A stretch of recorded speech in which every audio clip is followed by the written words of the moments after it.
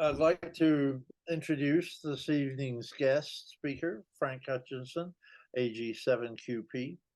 He is the Eastern Washington Section Emergency Coordinator, the Spokane County Assistant Emergency Coordinator, the ARES ACS Net Manager, and COAD representative, as well as being an ARRL EC-001 Field Instructor. So with that, Frank, I'd like to throw the floor to you. Okay, first of all, the COAD stands for Community Organizations Active in Disasters. Right now, they meet once a month out at the Seventh-day Adventist Conference Center on the first Tuesday of the month at 9. And interesting group of people, because you have everything from Fire District 3 to the people who bring in the emotional support dogs. Sometimes they bring the dogs to the meeting too. All right. Okay, let me see. I need to, first of all, share my screen. And it's going to be, let's see, let's see. I want to share, I'm going to just share the screen. That's what I'm going to do. That way I can then go to here. And are you now seeing ARES present and future? Yes, sir. Oh, goody, goody, goody. All right. I'm going to, first of all, this is in 3 parts. First of all, I'm going to talk about what ARES is. I know some of you are members of ARES, but I'm going to talk about what ARES is, how it differs from ACS. Then I'm going to talk about ARES in Spokane County. And then finally, I'm going to talk about ARES in Eastern Washington. And a little bit about what we have going for us in the future. Let's see here. Okay, the present. First of all, what's ARES and what's ACS? The Amateur Radio Emergency Service. The name tells you what it is all about. That's ARES. And again, it goes back to ARRL because we're under them. Hiram Maxim, Hiram Percy Maxim is his way, was founded the American Radio Relay League back in the days when everyone was using spark gap generators. And if you got 100 miles, you were doing good. That was back in 1914. And it was a non-commercial organization for radio amateurs. And he had 5 pillars. The first one is public service, then advocacy, education, technology, and membership. And of course, World War I came along, 1917, and the first thing the government did was say, everyone, okay, you can't transmit anymore. And then after the war in 1918, the Navy said, well, we don't want anyone to transmit anymore, so they wouldn't let us transmit. Hiram, among others, was the lead in going and getting that overturned. So ever since then, the American Radio Relay League has been the voice of amateur radio in the United States. And the Amateur Radio Emergency Service has 4 criteria. It consists of licensed amateurs. You got to have an amateur license. GMRS is not sufficient.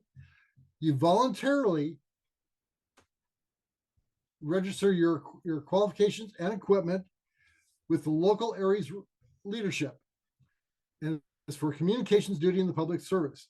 Each one of these could be something I could talk about for an hour. But I will say that, first of all, ARES is centered on the county.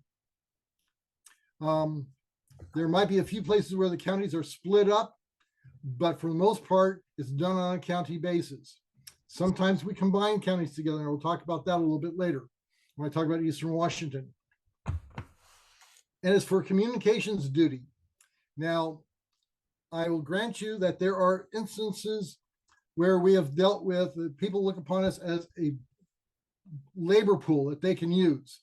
And we resist that in every way we can. Yes, we'll be helpful. We'll empty the trash, not a problem. But we're there primarily to provide communications, not to be stevedores, which actually happen to some people. Okay, in Spokane County, we concentrate on emergency and civil communications for Spokane County residents. That means that we practice with our community service communications during things, and a lot of you participate. These are the Lilac Torch Parade, Balloons Day, Holiday Parade this month on the 19th. Fun runs, bicycle tote races, and anytime when someone's going to ask us to come out and provide communications. Severe weather, we do have nets for that, and every member of ARES should be a trained weather spotter. The training takes an hour and a half, and there's even videos online you can watch. You don't have to attend the given class, but it's important to have that because that is an important part of what we do. And the other thing that we do is we provide supplemental communications as needed for the Spokane County Emergency Management. Well, one of the things you're going to hear is I'm going to keep talking about Spokane County Emergency Management. They're what's called our served agency. Do we work with other people? Yes, but we work with those other people with the blessing of Spokane County Emergency Management. Spokane County Emergency Management considers us to be a resource that they can use for emergency communications. To be part of ARES, all you have to do is be a licensed operator. You fill out an application at spokeares.org and you attain the ARRL ARES task book. That will immediately make you a level 1 ARES member. And I'll be honest, that's not going to be very useful. What you need to do is move up to level 2 or 3. Demonstrate a commitment to providing excellent service. One of the things I like to add is that a lot of people, in fact, you may be familiar with Dave Kassler. He now has a column in QST, and he's done a lot of videos about amateur radio. Just this month, had a column in QST about people who say, well, hey, what radio do I get so I can talk to my family in the case of an emergency? As a lot of you probably understand, that doesn't work. You can go out and buy the finest radio, an antenna, and everything else, and you still aren't going to be able to talk to your family. It's kind of like having a phone call with somebody. You can have a cell phone, but before you call someone, you got to know what their number is. So you got to have that information. Same thing with radio. And what we do in ARES is we encourage people to get to training. Now, let me back up here for a moment. Remember, it's voluntary. Volunteers have a unique power that no one else has. They can say no. If we have an emergency and I say, hey, Jeff, can you come out and support us? Jeff has the power to say no because he's a volunteer. But we want people who will be willing to make a commitment. Now, that commitment can be sizable, but you can do it over time. First of all, we ask you to get some training. And a lot of people look at the training and figure, oh, why do I have to do that? I got my radio. Well, because you're going to learn about the structure that we operate within, the environment. So you have the courses from FEMA and the Department of Homeland Security, the National Weather Service, and ARRL, as well as others. Plus, we have monthly meetings and workshops. We ask that you participate in nets. We have a net every Tuesday night at 8 p.m. on the ARES, the county's ARES repeater. When we have events, we are going to ask you to participate in those as well. Not all of them. Some people enjoy it. Some people will do it once and say that's enough. We ask that you have a go kit. And I have go kits here, plural, because you may need more than one. And last but not least, and this is important, you have to demonstrate that you have the skills and the proficiency. And you have to demonstrate that to the emergency coordinator because he has got to sign off on it, he or she. And the reason for that is because 5 years ago, when Maria hit Puerto Rico, what happened was ARRL put out a call for volunteers to go to Puerto Rico to provide emergency communications. They asked for 40, they got over 700. They took the first 40, got them down to Atlanta. ICOM had provided brand new outfits, and they discovered that while they had been very explicit in what skills they needed to have, a lot of the people did not have those skills. They just said, hey, oh yes, I can do it. No, they couldn't. When they got down to Puerto Rico, they were given the kits from ICOM, told to go out, set them up, and there were people who could not do that. It was a big black eye for ARRL and ARES, and as a result, they came up with the task books where you have to demonstrate that you can do what you say you can do. Let's talk now for a little bit about the Auxiliary Communications System, ACS. How many of you are familiar with RACES? Yeah, a lot of you are. RACES is sort of, it's gone, but it's not gone, because RACES is now incorporated by the Auxiliary Communications System. And the reason for that is because RACES is only for a specific purpose. That's operating radios for the government during times when the president has declared an emergency and has prohibited radio operators from operating. The Auxiliary Communications Service not only can operate like RACES could, but it also provides communication support in disasters or official incidents for the Spokane County Emergency Management, which means that it's more than just amateur radio. And you look here, it says concentrates on emergency and civil communications to support the safety of Spokane County residents. That's the same thing we said about ARES. What's the difference? The difference is to be in ACS, you have to undergo a security and background check. This is because you will be operating, or you can be operating, in official EOCs and in shelters or hospitals during official incidents. And the thing is that to operate in a hospital or a Red Cross shelter, you have to have a background investigation. They don't allow anyone in on their staff who's not had one. So this sort of pre-qualifies you to be able to serve where you'll be needed. Okay, in Spokane County, you probably know a lot of these people. These are the people who are responsible for ARES. Asa is our emergency coordinator, and you know the others: Dan, Aaron, Dave Carlton, Nick Reed, Gary, Lynn, I think you might know her, Bob Weiss, myself, and Dave Oglesby. So the capabilities, we are required by the county's concept of operations to be able to handle all of the county comms. That's 800 megahertz, VHF, UHF, HF, and satellite. And of course, all the amateur.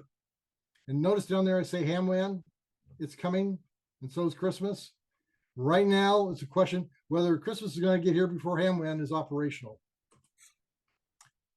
In terms of equipment, Spokane County probably has the best equipment in the state, with the possible exception of Seattle. We have a comm room and a comm trailer. They both have identical equipment. So if you can operate in the comm room, you can operate in the trailer, and vice versa. We have the satellite trailer.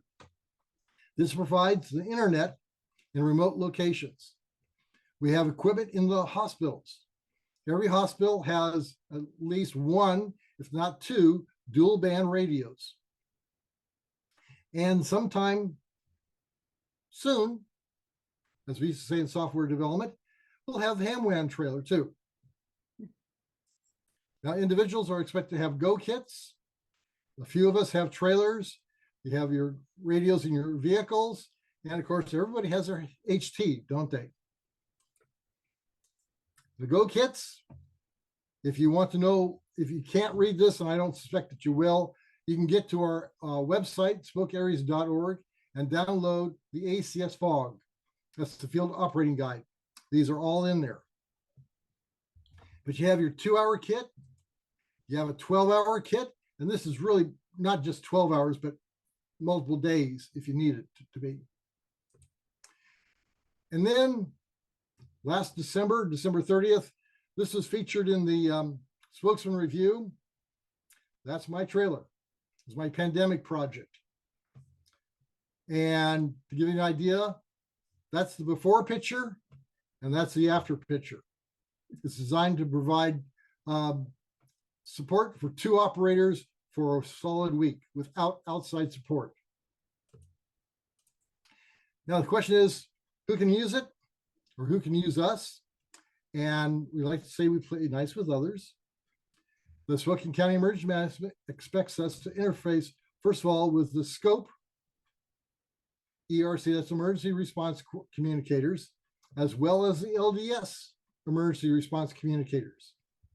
These are 2 well-established nets out there.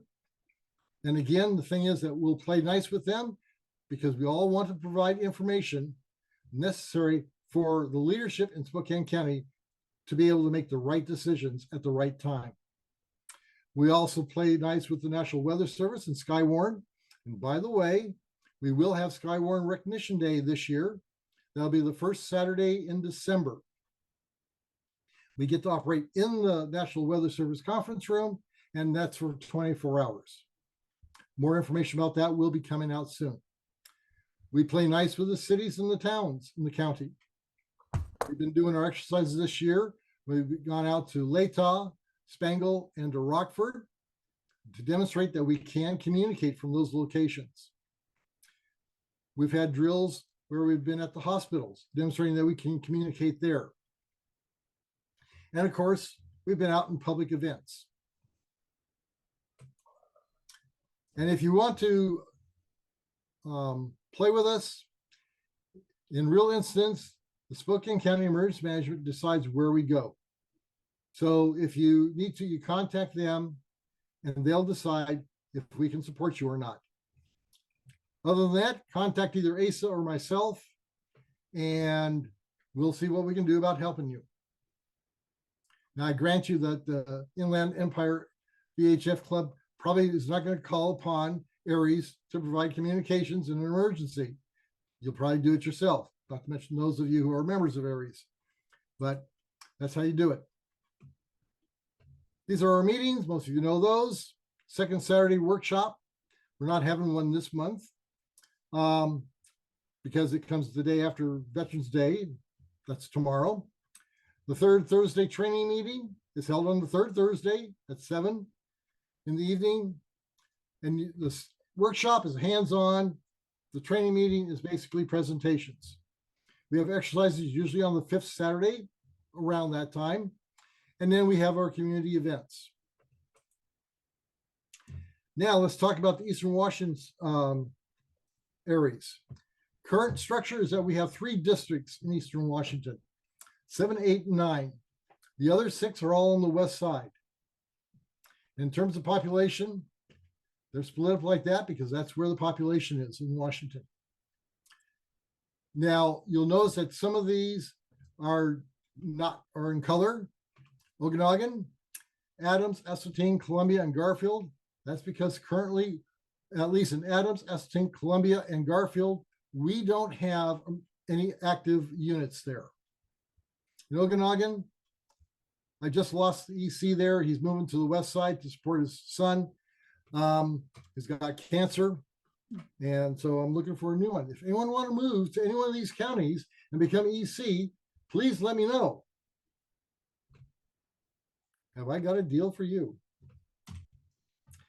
Now this is the map, and this, what I put this together to illustrate what we're dealing with. In each county, or almost each county, you see 2 numbers there. For example, Okanagan, you have 1, and then you have 335. The 1 is how many members we now have active in that county. The 335 is how many licensed amateurs are supposedly in that county. And you see, I have some question marks in some of these places because supposedly we have units there, but they don't communicate with me. And you can see the ones I've got circled are the ones that I need to set up a unit. Oops, what are we doing here? Okay, there we are.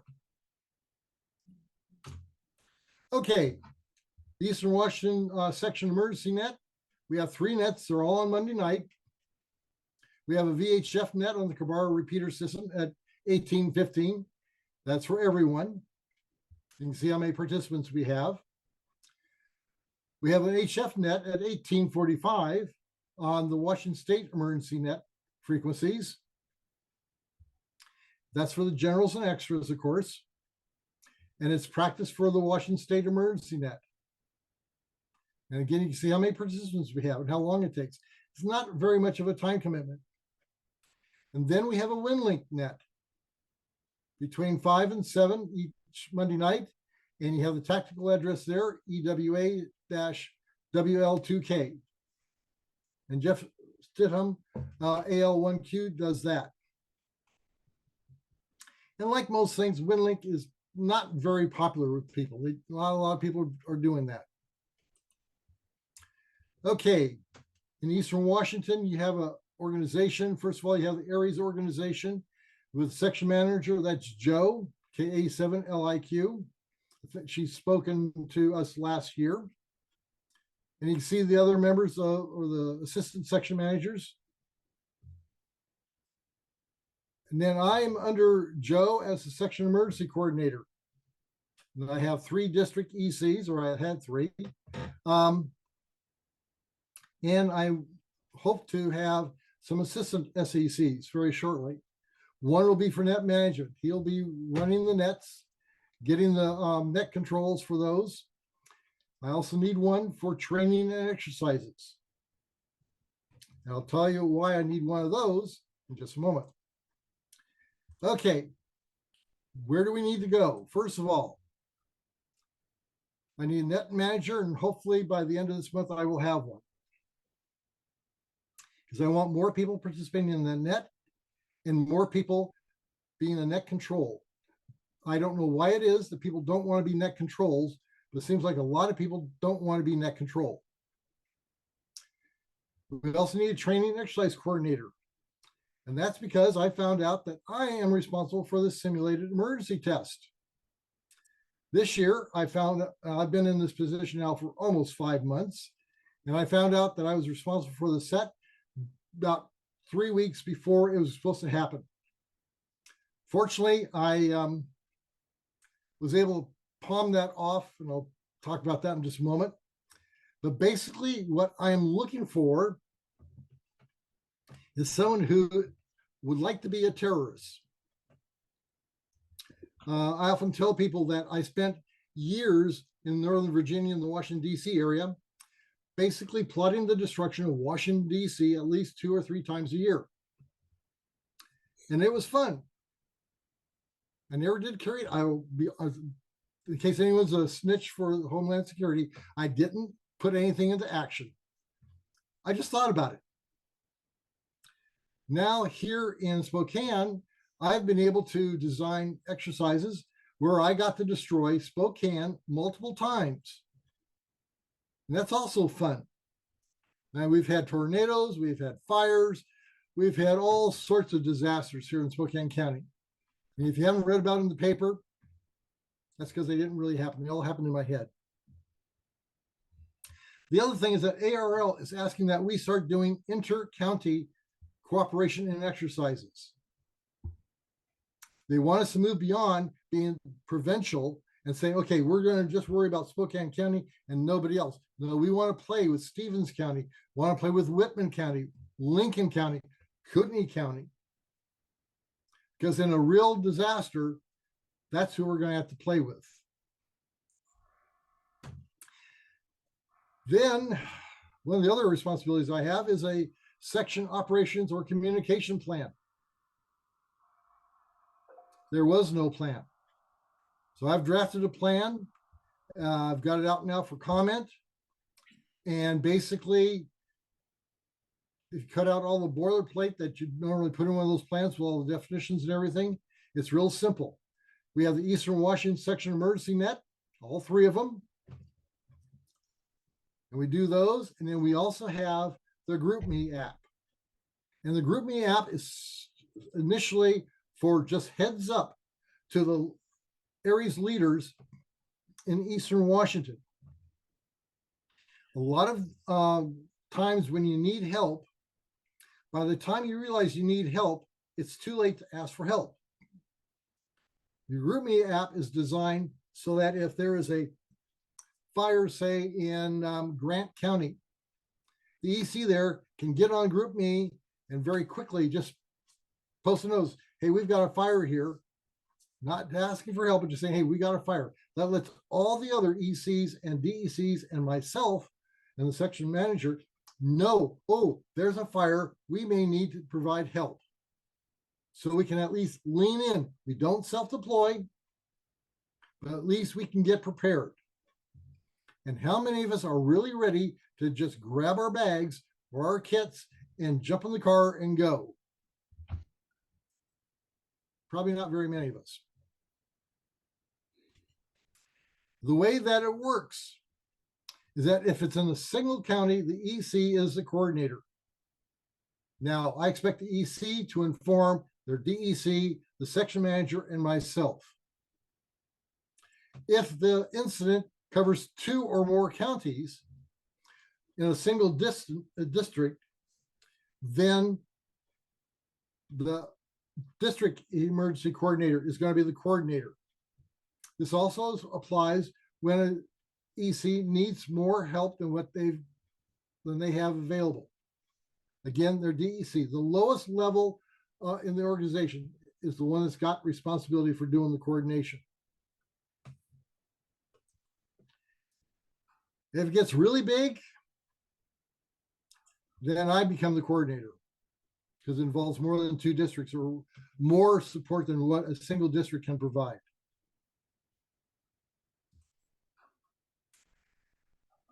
Now, right now, without any assistant section emergency coordinators, if anything happens, before I am not available, I will appoint one of the DECs to be the acting SEC. I actually did that this summer when my wife and I took a cruise to Alaska. And the Holland America is a very stuck-up organization. They would not let me take a radio aboard ship for some reason. No, by the way, did you know that they limited radio rooms on cruise ships back in the 90s? Okay, the simulated emergency test. What happened was that I learned about this about 2 weeks before we were supposed to have one. Fortunately, Thurston County over on the west side was conducting an SET, and simulating an eruption of Mount Rainier.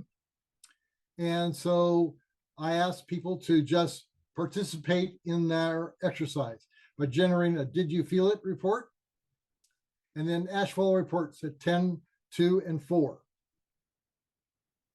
And then they also asked for traffic on Mars. I don't have any authority over Mars, so I just put that information out. We didn't get a whole lot of participation. We got some, but not a whole lot. This next year, we're going to have an exercise that I guarantee you is going to involve as many people as we can get. In fact, right now I'm in discussions with the West Side to include them in the next SAT. And I'll tell you what it's going to be. There's going to be a cyber attack that takes out the internet, telephones, both landlines and cell phones, and the power grid. And then we have to operate. There's going to be EOC to EOC communications, stations between EOCs and the state, and communications within each county. So it'll be a test of all of our capabilities that we're supposed to have. And it'll take place on a Saturday, so the Washington State Emergency Net and the EOC to EOC nets will actually be part of the exercise. And this is also going to include scope, if I can get them to agree, as well as the LDS nets.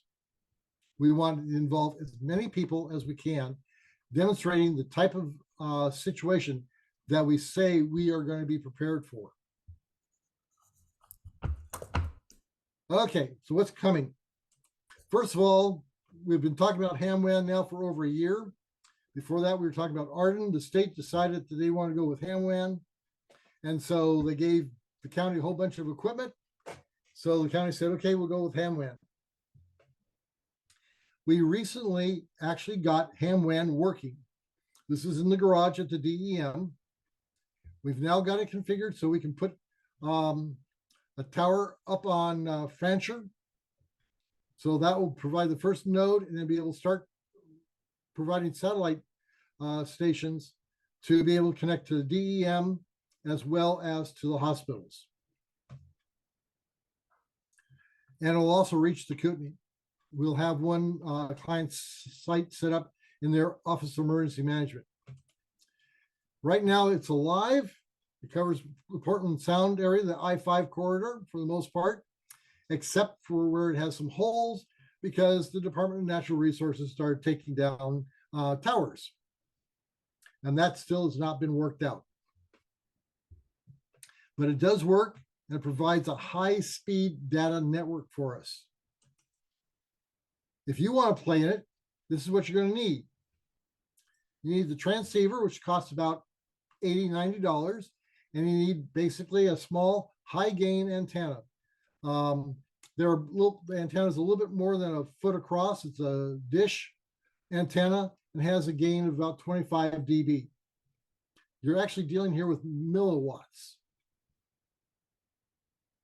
But for between $100 and $150, you can have an operational HamWAN client site. And this is an example of an install that you put on top of your house. This does not replace the internet for you. It will not have a connection to the internet at all, but you will be able to send email, files, voice over internet protocol phones, videos. They can all be put in onto this system.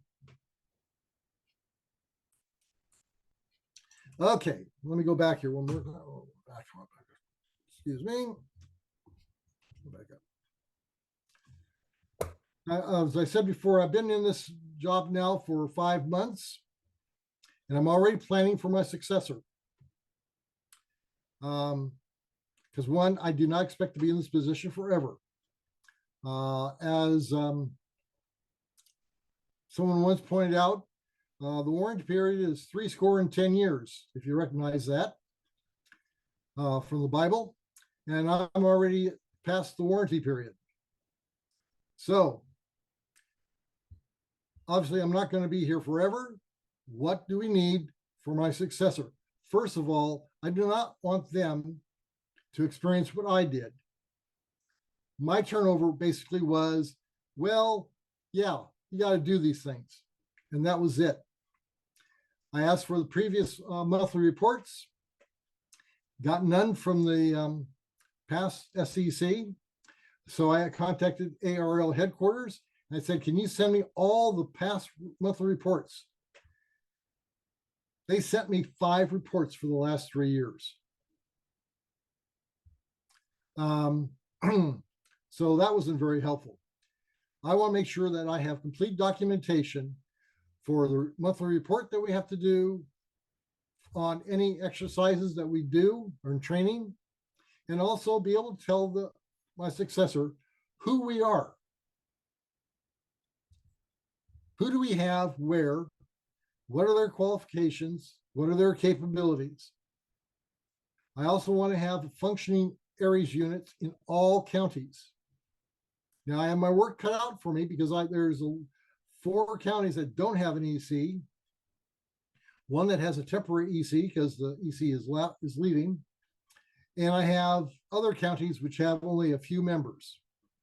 I definitely want to increase those numbers and get a functioning unit in every county. At the same time, I need members to be serious about getting qualified by being taking the training courses and the training that's required to become level 2, and hopefully someone's going to be level 3. There's a couple of people I already know who are level 3, but they're in positions where I don't want to replace them. And that is because that training will prepare you to work with the professionals in emergency management, in the fire department, in the police department, and in the county emergency management departments. And the training isn't that hard to do. I might add that I have already completed in the last 3 years, nearly over 270 hours of training. At least that's what they say. Of course, they're supposed to be. I can go through them pretty fast. And they're online. None of them cost you money. And for the most part, they provide you some great information. They expand your ability to be of a service to your fellow residents in your county. All right, your turn.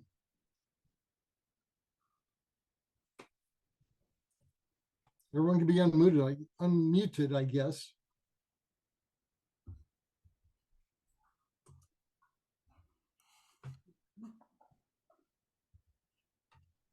Unmute. There we go. Yeah, so does anybody have any questions for Frank regarding ARES or ACS or any of the stuff that he covered? I think one way the ARES could improve is, for example, on their meetings and on the second Saturdays, we get it. If you're on a user group, you get an announcement that the meeting is there, but never the topic. And so, you don't know, is this something I need or something I don't need? So I think they'd do better if they'd communicate a little bit more what the content is. That's a good point, Mel. And at this point, I can say, one, I'm not in charge of Spokane County. And I'm very careful about not overstepping my bounds, because if I do, then what I do is I take away the people who should be doing the job's responsibility for doing it and the consequences of it. I will definitely take note of that and pass that on to the powers that be. But yes, that's a good point. In this day and age with email being so readily accessible, there's no reason for people not knowing what's going to happen. We can get that information out. Now, I will say that for 2023, we are right now in the process of planning the whole calendar year out. And that'll include the topics that we're going to have. And the only time that we've had to change things like that is when we couldn't find speakers for the particular topics. But you got a good point there. I will definitely pass that on. Hey, Frank. Yes, Peter. Peter, do you feel your participation in that COAD is worth your time? Interesting question, and it's a good question. And the answer is yes. I say that for two reasons. One, the meetings themselves are informative, because generally what they are is they are a presentation by a given group as to what they do. And I found out a lot about different groups I didn't even know existed. Team Rubicon is a good one. Do you know what Team Rubicon does? Anybody? Team Rubicon was started by some veterans to help out in basically the cleanup of disasters. They've now got something like 140,000 volunteers. And for example, here locally, they've been going out to Malden, which got wiped out, basically 80% of the town got wiped out. And one of the things that they're doing is there's a lot of trees that were damaged in the fire, but they weren't killed, but they'll die in a few years. And so basically the emergency management, the recovery effort looks at this, oh, nope, they're still alive. So we're just going to leave them, but they're going to be a problem in a few years. Team Rubicon has been going out cutting down those trees and basically chipping them up so that they can take care of that problem before it becomes a problem in the future. And they go in, they'll muck out houses when in floods, and they do basically what they do is they get everything ready, what they call contractor ready. I would never know that they exist if I didn't go to the COAD meeting. And I know that you're the scope representative for that. Yeah. The other thing about it is that you get to meet the representatives from the other organizations. And it's been said time and time again, but the most important thing that you can do is develop relationships with the people in the other organizations. And that's what I look at it. Yeah, I sometimes I go there and I spend 2 hours and I figure, well, I probably could have done something a little bit more profitable than this. But it's those being there, making sure that the people know who you are and what you can provide, that makes the real benefit of it. Okay, well, I'll get the details from you. I was going to start this like September, but you know, I had that problem with my wife breaking her hip. So I plan to starting in December to start attending the meeting. So I'll get a hold of you and get the details of where they are and that type of thing. Let me add this. The nice thing about coming in December is it's going to be a brunch. It's going to start at 10 o'clock. We're going to have food. It's a party. I'm always up for a party. I hit it right for once. And I also send you the list of the projects or the topics that they're going to cover in the first 6 months of the 2023. And I think the first one is what the consequences of a Cascadia Rising event would be. Okay. Yeah, So, send that to me, would you? Yeah, it would be a very interesting one because again, you know, we often talk about Cascadia Rising, you know, the big, huge one hits and everything else. For Eastern Washington, it's like, so what? Because, you know, yeah, Grant County, Kitticass, they might feel a little shaking, but nothing major. We're in the no shake zone for that, according to USGS. But for example, someone jokingly said that Kitticass's response plan involves one, blowing the bridges over the pass. That's number one. Number two is make sure they're blown. Because you have literally maybe hundreds of thousands of people wanting to come over, and what do you do with them? Big issue there. And we don't look at that very seriously. Now, the interesting thing about it is the National Tribal Emergency Management Council, which has only been in existence, I think, for, oh gosh, I think about 12 years or so, actually took upon themselves this year to hold a full-blown exercise. Instead of calling it Cascadia Rising, they called it Thunderbird and Whale. And that's because their oral tradition has these massive earthquakes and resulting tsunamis being the result of a struggle between Thunderbird and Whale. And the nice thing about it is that, yeah, we knew that there's one in 1700 because it created the orphan tsunami in Japan. But the oral history said that it happened multiple times. And then the science went back and looked at it and said, oh, yeah, you're right. So fascinating story there.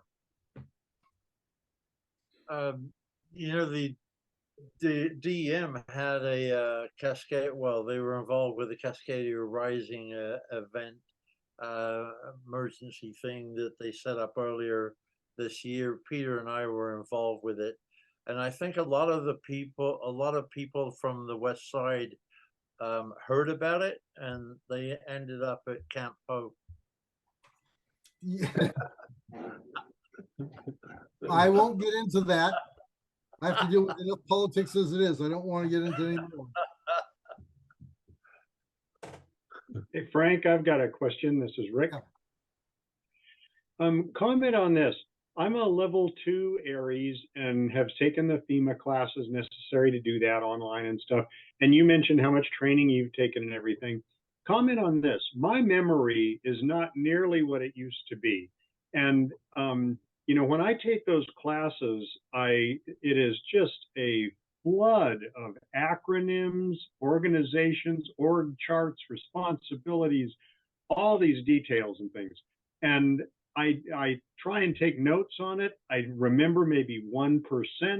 And if I'm not doing it continually, which I'm not, I don't feel like I'd be very much use in, you know, level 3 or training or whatever. And comment on that, because I think that's, you know, it applies to scope or anything. It's like, if you're not doing it regularly, it's the emergency happens. I don't have 6 hours to go back and review all this stuff and everything. You So don't? comment Gee on that. whiz, why can't you? Actually, you bring up a good point, a very good point on that. First of all, let me say that taking the courses, I don't care when you took them, you at least have an idea of that, hey, there's supposed to be a system in how we respond. And in a lot of ways, I don't expect you to be an expert in the ICS system. Because really what you're going to have, they're going to bring you in, introduce you to the communications unit leader, and they're going to tell you what to do. But having that familiarity helps you at least understand where you fit into the organization. You know, you're not going to be the incident commander. You're not going to be the logistics chief or the operations chief or whatever. You're not going to handle the administration. But knowing where you are in the organization helps you to understand that when you are in the situation and responding, and you're going to have blinders on. You're going to be, you know, I got these messages, I've got to send them out, and you know how to do that. But you also understand where this information is coming from or where it's going to. So that's important. At the same time, I've had a conversation with Dee Dustner, who is the WASDOT emergency manager for Eastern Washington. I met with her 2 weeks ago. And one of the things that we're looking at is helping people become familiar with both the bridge and road assessments. Not because we expect you to go out there and actually do them. Very likely what would happen is that we would pair you with a WASDOT employee who'd go out and do the assessment. They're then going to turn around, if they fill out the form, they're going to hand it to you and expect you to transmit that into their EOC. Well, we are probably going to have, depending on which video we use, anywhere from a 20-minute to a 1-hour video that kind of gives you an idea of what they're doing. Not because we want you to be able to do it, but so that you're familiar. So when you're going out there, you can assist them with communications. So there will be on-the-job training. There'll be on-the-job, you know, panic. At the same time, if you know, just have a general idea of what's supposed to be happening, you'll be better prepared than if you don't. Because one of the things Dave Castle was talking about that in his podcast this month, a follow-on to his column. People think that, okay, they get their license, especially if they're a technician, they get their technician license, they get the Bofang, and what do they do with it? They put it in the closet, saying, hey, if an emergency ever happens, I'm prepared. You probably, I don't know, on YouTube, if somehow I've gotten all these ads for ham radio prep. I think that's what they do.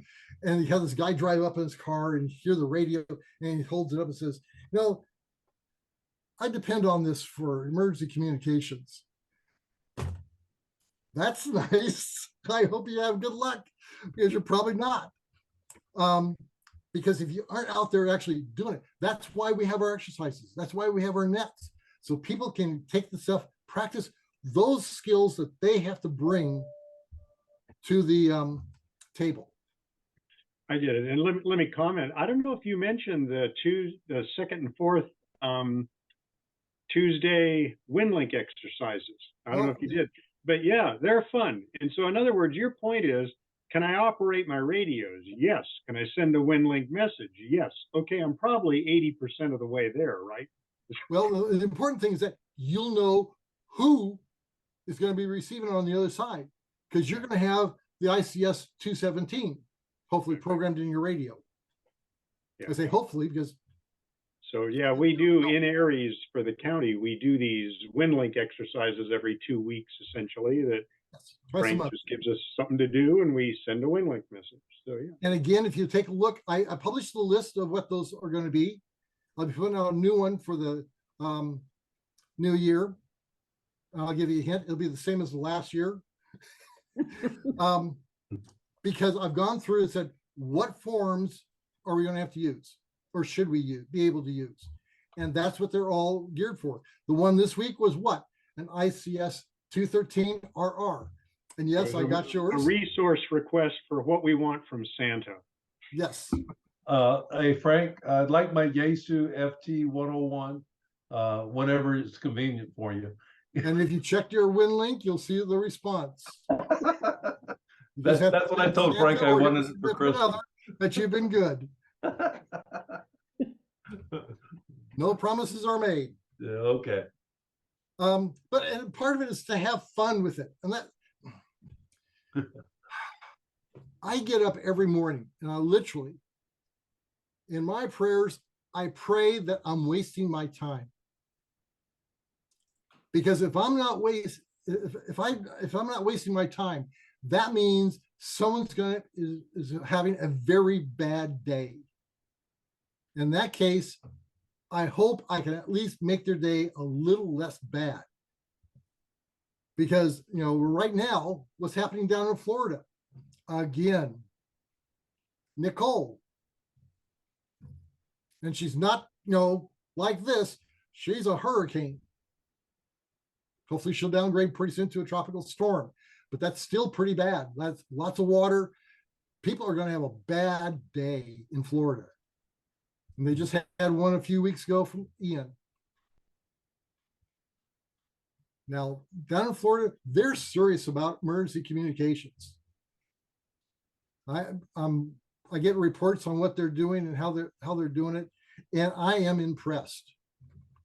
But they also have these constant reminders of why they're doing it. We live in a very benign environment.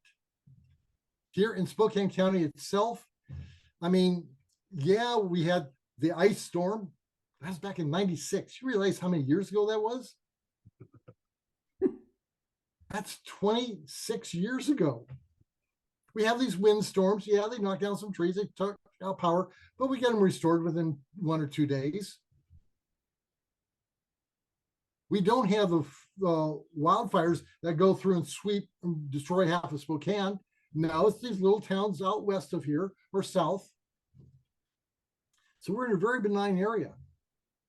But the thing is that if you look at the population, Spokane County is the one that's going to end up having to help those other places with communications. That's why this year, our exercises were geared towards going out, setting up, and proving that we can communicate from these remote locations.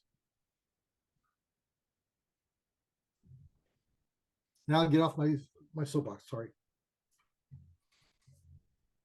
But this is something I really do believe in. And I know that there are situations where, you know, the landlines, the cell phones, and the others won't work. We had a case here in the LDS church. The mission president was supposed to keep track of all his missionaries. When the fire happened in Malden, he had 3 sets of missionaries that had to evacuate. But the cell towers got taken out. So he couldn't call into the mission president. He spent 3 days, as he said, on his knees praying that he could find out what has happened to them. Again, cell phones don't always work. And I've known 2 cases. I've personally experienced 2 cases of that. One is when I was stationed in Newport News, Virginia. We lived on the Yorktown Naval Weapons Station, and they had a tornado that touched down briefly. And the emergency department there had decided to get rid of all their radios and use cell phones for communications. Guess what a tornado does to cell phone communications? Even without taking out towers, it jams it. So they couldn't communicate to each other. Also, on 9/11, I was supporting a client in the Pentagon. In fact, if it all had happened one day earlier, exactly 24 hours earlier, I wouldn't be here because I'd been in the Pentagon, right where the plane hit. That day, people tried to use cell phones and they couldn't. The system was jammed. Landlines worked just fine, but the cell phones didn't. So Well, they had radio is still useful. they had a big problem with the Oregon fires. Took out Yes. all the cell towers. Well, I have to tell you, Frank, that when I was living in California, I was out hunting in Colorado, and it wasn't just the cell phones, it was also the landlines. We had the big earthquake in California back in the 80s, and I tried to call my wife using a landline, and what we got was, due to the earthquake in the area code that you're trying to call, all lines are busy. So Yep. if they're not down, they're going to be overloaded. Now, one other thing I could bring up here, because I think we all know that radio is useful in emergencies. But it's also important that we have people who are honest as well as qualified to be our communicators. There's been cases, there's one down south where an amateur who was providing emergency communications was asked to pass a message about a fuel truck that was coming into a county. He passed that information on to his buddies. The fuel truck, they know, came into the county and then it disappeared. So, we need people who are honest, upstanding, responsible adults. And I don't care what your age is, but you got to care about your fellow human beings when you're doing this job, because that's who we're doing it for.